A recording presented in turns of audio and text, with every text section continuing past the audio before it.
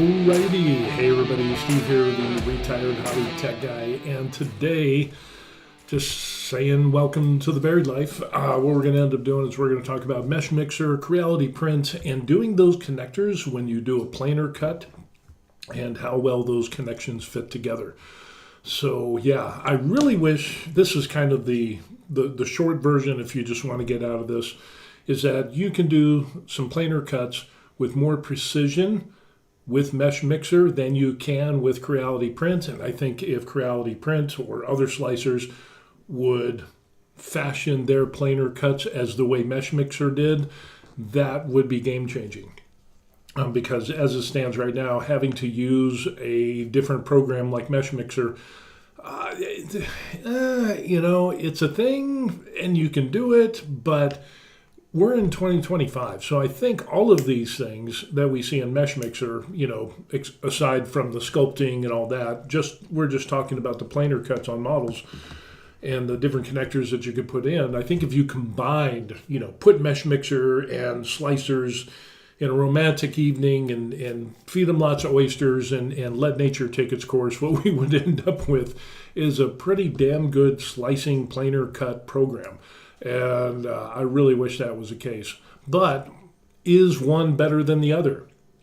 And you might say, well, if you're using Creality print or, similar slicing programs, what you could say is like, well, it's got everything that you need to do for the most part. Well, we went over that in the past on how there are problems when you slice up complicated prints, kind of like this, because when you do a planer cut, and wherever you cut it, you're going to run into different parts of the model. So especially if you cut at the waist, you're going to have problems with the axe and you have pieces just hanging off in space. You're going to have to make clones of this multiple times to get the cuts. It really ends up creating a workflow that is not conducive to user friendliness. So with Meshmixer, it ends up that, yes, you're able to get more precise cuts, planer cuts, by using the lasso tool and using the brush tool. And so we're going to jump into that. And we actually have some test prints that we ended up doing to see how well those fared. So also you might want to hit the like and subscribe button to stay up to date. And I have to apologize. I'm sick as a dog. It feels like all my joints in my body have been slammed with a sledgehammer. Nothing worse than being sick. And it's just things going to get worse from here on out, but hopefully we'll get better. Eventually, that's kind of the goal. But until then, I'm gonna keep doing this for you, and you could like and subscribe. Okay, so let's jump into Meshmixer. So Meshmixer is pretty good. You can do a number of things, and what we'll end up doing is we'll import a bunny, but we're not gonna do the bunny. We'll just set the bunny off to the side. And I think that requires going to edit and transform. So we'll move the bunny away and we'll accept that. And now what we're going to end up doing is we can go to Meshmixer up here and we're going to say we're going to do the cube. And we're going to drag the cube onto the build area and boom, there it is. So we could, adjust all these things here. Let's just make it 40 all the way. And we're pretty much good. So with that, what we could end up doing is we could let's kind of move this a little bit. What we can end up doing, and let me get rid of that. I don't want to show the printer bed. All I want is that, so I got a clear view of everything. So what we can end up doing is we can do planer cuts with this. And with a planer cut, like I said, what we can end up doing is going off to the left here, hit select. We have the choice of brush, which is default, or lasso. And depending on, what you're doing or the complexity of the model, one is not better than the other. It's just another tool in the toolbox. So for this situation, I think what we'll end up doing is, and matter of fact, let me grab this and we'll just move this up, because that was kind of bothering me. So we'll accept that, and we'll go to select, and what we're going to end up doing is we'll just do let's do lasso. And what we'll end up doing is just drawing a line, drawing a line, drawing a line, drawing a line, left click and hold, and boom. Now we've got that painted area. So within that painted area, we can do our planar cut. So with that, we got to go up to Edit, and we go down to Plane Cut, and this will put it within the center of that painted area. And then you could adjust it by, moving it on the axes or whatever. You could even, rotate it, stuff like that. Let's just leave it at whatever it was there. And we go up to the top here. We want to keep both sides, and we're going to go ahead and click OK or Accept. And now we have to go down to Edit and separate the shells. So again, it's a little strange things that you have to end up doing. But now we have these two shapes. And what we can end up doing is we see the object browser here. So we got our bunny. Let's get rid of the bunny because I don't want the bunny. There we go. So we've got our two shapes, and what we want to end up doing is doing the connectors on this. So let's click on this shape, and we will do that, get rid of that so we don't see that. Let's bring it in so everybody can see. And then what we're going to end up doing is we're going to go to Meshmix, and we're going to add, let's say, let's do the squares. And we'll drag onto this plane, and we've got our squares. So what we'll end up doing, I think that's good enough. We'll just put it in the center, and you could change the dimensions up here to whatever you want. Like say if we wanted it to 10, we could type that in and hit enter and make it bigger or smaller. We could also click here and to where we could make that bigger or smaller as well. So whatever it ends up being, let's just keep it back to 10. We should be good to go. And what we want to do is accept that as a create new object. So now we have our bottom piece, we have this piece, and we need to make another piece. So here's the thing that we can end up doing. So let's click this, and what we're going to end up doing is we're going to duplicate that piece, and because we're going to do two female holes, one on each part of the box, and then we'll have another copy of the square as the plug or the connector. So in other words, you're going to have the box, that has a female, and then you're going to have your square plug, and we'll put those things together and print them out and see how it turns out. So we've got another one there, and we will duplicate that. So now what we'll end up doing is we'll select that, hold shift, and we will do the Boolean difference, which I did it backwards, so we're not going to do that. Maybe click the shape and then the small one, and then do the Boolean difference. And it's still not, oh, that's why. I need to get rid of these other parts to not see them. So now, there is our shape, and that turned out pretty good. So now that that's good to go, we're good on that. And what was the other thing that we had to do? I think we're good. So we have that part, and we're good. And now we're going to go up to this part, and we will hide these and click on the top part. And what we'll go down to is our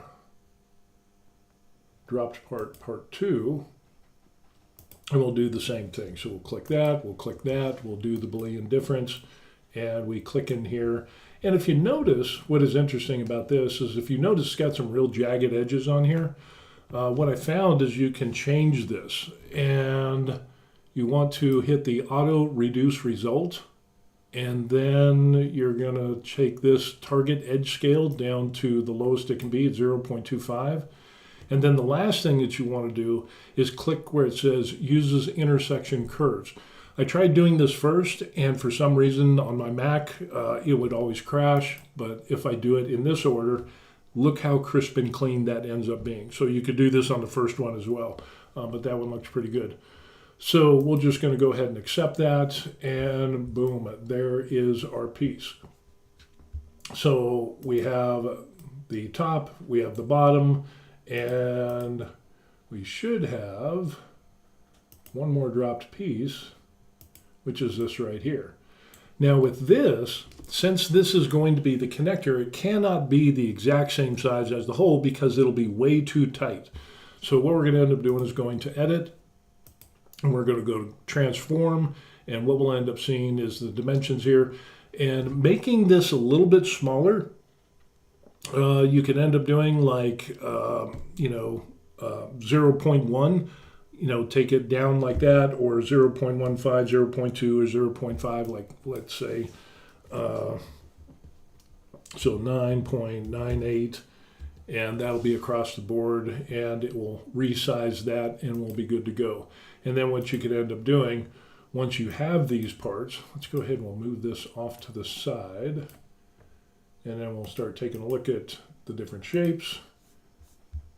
And let's click that one there, and we want to move this, and we'll just kind of rotate this around so you can see what we got, and then move it down, and then away, all of this stuff. So what we end up with is the square that we had. We cut it into the planar cut, which has some great functionality. Excuse me. And then we're able to put the hole in there, the females on both of these parts here. And then what we ended up with is our final piece of our little plug, which is a square. So at this point, what we can end up doing is we could go to, let's say if we select this part here, we could go to export, and we could save that as an STL file and do all of that. So with that, we've actually done this. Now, I've done a number of these right here. I did a 0.1, a 0.15, a 0.2, and a 0.5. So this is a little bit smaller than the holes that we have on here, and we're going to see which one would be the best. Because I've seen some people, talk about this stuff, but I haven't seen anybody actually print it out and show it. So I figured, hey, that would be a good thing to do. So we're going to drive on, and there it is on the K2 Plus, printing out those test pieces. And I printed out some more test pieces. So this was a couple of prints. If you're interested in getting the K2 Plus, either by itself or the combo, there's a link in the description box down below. It's an affiliate program. If you do that, I'll be able to get, a couple of nickels. Nothing will come out of your pocket, but it would help the channel. So with that, we did that. And now what we're going to end up doing is we're going to go out of Meshmixer, and we're going to go to Creality Print that we have here. And we're going to take a look and see kind of the similar thing. And we'll put a square, we'll do the connectors and the cuts and all that stuff, and we will see how well those pieces go together. And at the very end of the video, we'll take a look. So we've got this, and let's go ahead and we'll do a cube. And we'll go down here, and we'll scale this up. It's 20, so we'll just take this up 200%. So that way it's 40, and we're good to go. And there is our square. So the next thing that we're going to end up doing is go up top where it says cut, or you could use the C command. You could do that, and we can do our planar cut. Now again, like I said, the planar cut on slicer programs are pretty good, but they're really limited. And again, there's a huge difference between having the functionality and flexibility of the planar cut to really fine-tune where you want that planar cut to go, versus a slicing program like Creality Print or Prusa or anything like that. I think, again, if they merge those two things together into a slicing program, that would be awesome. So we're going to take a look at this here, and as you can see, we're doing a planar cut, and we can end up, moving this up or down. We could do left or right. We could change it, but we're just going to leave it as is. And then we're going to go down to where it says Add Connectors. Now, on the Add Connector spot, we can do a number of things. We can do a plug, we can do a dowel, we could do a snap together. What I usually like is the plug, and you have the choice of prism or frustrum, and you have a number of different shapes of the connectors that you could do. Triangle, square, hex, circle. I like the triangle because of the way that it would guide the two pieces together, and yet you still get some good contact. At least that's what it seems. And you could change the depth and the sides. So let's put one there, and we'll put one there, and we can see that we've got that. And you could change the size and the depth and all that stuff, but that looks pretty good. So now that we've done all this up here, we go down to where it says confirm connectors, and we hit that. And excuse me. And so now at the very bottom, we're going to keep all the places, all the items, and we're just going to perform the cut. And now we've got our two items. So they're all on top of each other. And if we grab one there, now we can see that we've got those connectors, the male parts of the connector. And then if we take a look at this, we can see that we have the female end of that as well. So yeah, this will end up doing a print. And yeah, there's, I mean, quick and easy, super peasy, or easy peasy, whatever it is. It's great to have this inside the slicing program. But again, I haven't seen a lot of people do test prints and actually show this. So we're going to go ahead and do that. So the magic of video editing, you're going to see this being printed out. Actually, this just finished a few minutes ago before I started this video. So with that, we're going to drive on, and now we're going to move on to our test pieces that we actually printed out, and we'll take a look and show you what those are. But I got to turn the lights on first. Okay, there we go. Because now, boom, here is where we're at. So I think the first one that we'll end up doing is, well, let's do Creality print. What we can end up seeing here is, you know, you've got your male pieces that are here. And if you look at those, it turns out pretty good. Nice, crisp and clean. I mean, everything is good. And then we have the female side of this as well, if that'll focus. And we put these together, and it goes together. But you'll notice that there's a little bit of some space in there. So not on that side. That see how there's, so what it'd have to end up doing is just really pressing that.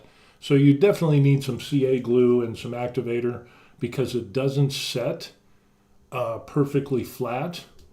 And so I think that comes from a couple of things. It could be the expansion of the filament as it's being laid down. You get a little bit of expansion. So there's a little bit too much of height on these male portions, which makes it stick out more. So if that's a problem, there's a couple of ways that you could do this. You could always just sand this down, and with some sandpaper, which I don't have. Anyway, you just get your sandpaper, just go ahead and sand that down, and then you'd be able to put these together and get a more flat fit on those, instead of having this little space here. So, and if you were really going to be doing this, you probably want to have some clamps to be able to put this on, because otherwise you're going to end up having that space in there, and you're going to have to do some post-processing. So that's what we have with the Creality print. So here is our Meshmixer. And with the Meshmixer, what we can see is we have our two female ends. And again, those came out really crisp and clean when we dropped that down to 0.25 and all of those settings. It works out really well. And then we made a number of these connectors, or these plugs. We had a 0.1, 0.15, 0.2, and 0.5. So with that, let's just go ahead and start with the 0.5. And as you can see, with the 0.5, we've got a lot of room to move in there. So yeah, it slides in there. There's a lot of slop. So yeah, you definitely, this is a little bit too big. So we could definitely put that aside. If we end up using the 0.2, and we can put that in there, and we can see, ooh, that looks nice, huh? So that fits really nice. And if we go ahead and put that into place, we can see that we've got a little bit of the same thing, kind of like what we saw with the Creality print. We could always press this together. But the thing with this is that you've got a decent fit, you've got enough room for glue, and if what you could do with this is when you make your connector in Meshmixer, what you can end up doing is taking the Z height and reduce the Z height on this. And so that way you could end up getting a better fit on this. Let's try the other direction and see how that goes. Kind of the same thing. You're going to get a little bit of a space there. And yeah, so the good thing, probably the thing to do if you're going to do a connector in Meshmixer, whatever your plug is going to be, I would reduce the Z height. So that way you've got a little bit more play. You still got a tight connection on this. And now we'll move on to the next one. So the next one we're going to end up doing is 0.15. We'll go ahead and we'll put that in there. And that is kind of tight. And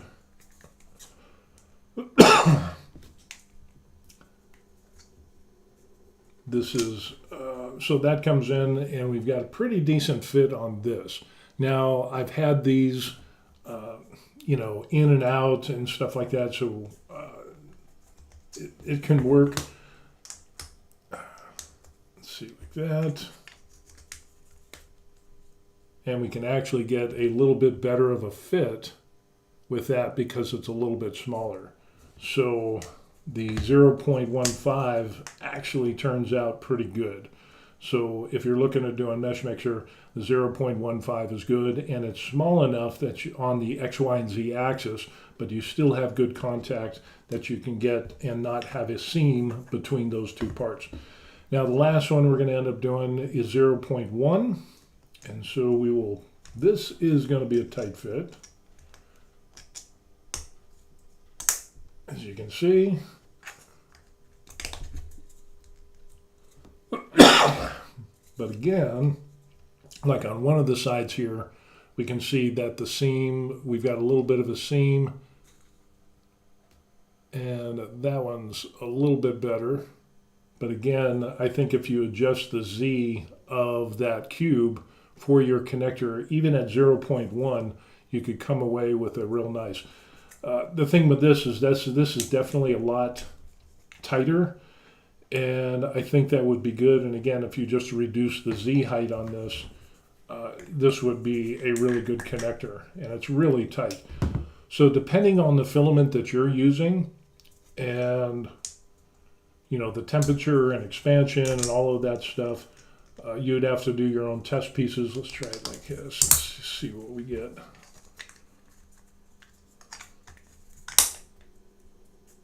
So that came out pretty good. Excuse me. So yeah, we've got some good connection parts on here. We got a little bit of a seam there, but for the most part, I don't have to press it really hard. And we've got that's pretty good. So we've got these two different connectors. I would definitely say, 0.1 is a good connector because that still allows for some expansion. It still allows for a tight fit. Again, reduce the Z height on this, and you would be able to have some room for glue. And of course, you'd be gluing this face and this face, with some CA and some activator, and hold that together. That would be the best choice out of all of those. So yeah, just a quick little thing here. We go back with the Creality prints, and other slicing softwares do this. You're going to have to do a little bit of post-processing on these male parts because of, a little bit more expansion. But you have some more flexibility with the Meshmixer to create your own plugs and adjust the sizes to make it actually fit the way you want it to fit. So yeah, that's what we end up having. So in the grand scheme of things, talking about some notes over here on the side, we can see that, not that side, that side, we can see that 0.1 millimeter, it's a tight fit. It's probably the best so far. And again, if you adjust that Z height, 0.15 millimeters is kind of the same. 0.2, it's snug. You're going to have a little bit. Personally, I would probably do the 0.15 millimeters.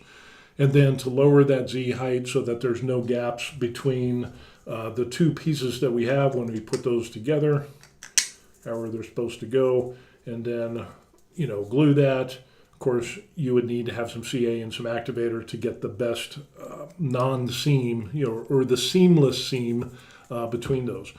The test print for different layer heights, I think that would be a thing. So if this was printed in 0.16 layer height with Creality Hyper PLA white, if you did other types of PETG or whatever, that might come into play because they have different expansion with heat and things like that. So yeah, just do a test print and see what happens. It doesn't seem to be a big deal between Meshmixer and Creality Print or other slicing programs. But the one thing I do notice is you're going to have to do a little bit more post-processing and do a little bit of sanding to get that seamless seam when you use the slicer software and doing the cut, the planer cut, and the connectors. Like I said, the end state is I really wish somebody whoever does these slicing programs, and they all kind of steal from each other about, open source, they all use it, is that somebody would make the planer cut from Meshmixer and put that into the slicing programs, and Bob's your uncle. That would be awesome. I don't know why they haven't done that yet, but I think the first person that does it, or the first company that does that, incorporates that into their slicing programs, they're going to find that's going to be a go-to slicer. Because like I said, when you go through and you slice something like this, and you're doing planer cuts to cut the leg because you want to print the leg out by itself and minimize the supports, and you're doing a larger print, you have all of these other things that to cut this guy up. And I practiced this. I had to make what was it? 1, 2, 3, 4. I think it was like 5 clones of this. And then each clone I would have, scale them all up as how I wanted. But then each clone was used, and I would cut the leg and then leave the other parts out. And then I cut the other leg and leave the other parts out. Yeah, it was just a really too involved process, and it's just wasted a lot of time. It just didn't end up working. So with this model, I just printed it out all at once. But if you're doing something that's going to be bigger, you're definitely going to have to cut those models down, and the way that you do that into the slicer programs isn't really user-friendly, and there's not the flexibility that we see with the planer cuts as we see in Meshmixer. So anyway, yeah, that's what we got going on. Some good stuff. And again, trying to find out the happy mediums and these little things, the particulars about your machine, and my machine being the Creality K2+, seeing what works, what I can do, what I can't do, which helps with the workflow. But as it is, having to go from, one program to your slicer program and vice versa or whatever, let's incorporate all that stuff from Meshmixer with the planer cuts and put that into the slicing programs. And I think that would be killer. Excuse me. So anyway, that's what we got going on. We did some cool test prints. We had some good stuff going on there, and we're going to close out this video because, like I said, I've got the flu here in Korea, and whether it's COVID 2.0 or whatever it is, I don't know. It's the flu, and I feel like somebody hit me with a Mack truck. So I'm going to hit the doctor tomorrow. But you can help me feel better by liking and subscribing to the channel. I would really appreciate that. All these people down here on the ticker, they have bought me coffee, so I have much... much respect for them. just as I buy coffee for other people. If you don't buy me a coffee, that's absolutely cool. Like and subscribe to the channel. That would be the best thing that you could do. And if you have any tips or suggestions, because I'm not all knowledgeable on things 3D printing, so I'm along in this journey just like everybody else, and hopefully to demystify some of these things and get it to where we can do what we want to do, which is print out some pretty cool stuff. Yeah, it's, the devil is in the details, but we don't want to get caught up in the details and let that slow us down. So doing little tutorial videos and things like that is pretty cool in my opinion. So with that being said, we're going to let you go. I'm going to take some medicine and lay down and do some other stuff. And hopefully you all will have a good time. It is Friday here in Korea, so that means it's Thursday in the United States or other parts of the world, wherever you're from. Thank you for watching. I appreciate that. And we will see you on the next video if I can get over this flu. Peace. Jeez.